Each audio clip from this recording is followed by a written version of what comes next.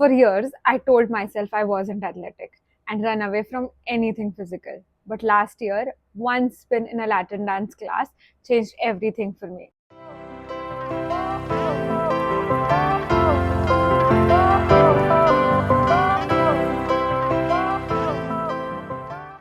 So when I started Latin dancing, I finally enjoyed moving my body.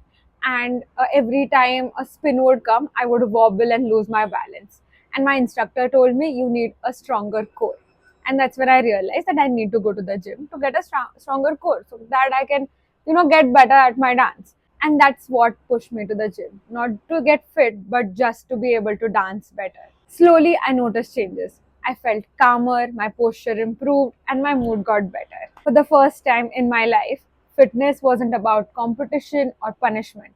It was enabling me to do things that I loved, like dance. So, what I got wrong was that I thought fitness is about competing or being naturally athletic.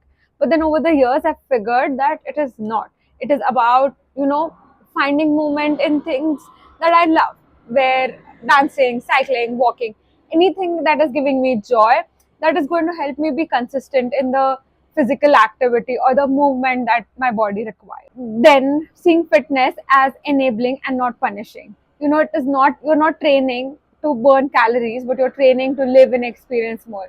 For example, I would push myself a little more in the gym so that I could keep my bag in the overhead cabin of the aeroplane easily without taking help or without depending on someone. And that is something that became like a motivation for me. The third would be to start small and then stack it. Like 10 minutes in the gym is going to help me for my balance in the dance. And then that enabled me to run a 5K. And then that enabled me to trek for 27 kilometers. And it's like step by step, right? Don't start with trekking 27 kilometers.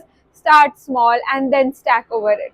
And then once you become consistent, it's just the beginning of the journey for you.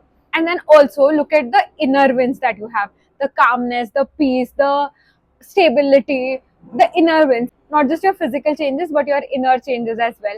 And that is going to enable you to keep moving. An action for you today would to pick one activity that you've been avoiding for a while.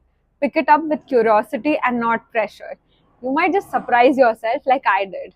And let me know in the comments what activity you pick. And if you want to see how all of this has come together, I've documented my Hamta Pass journey.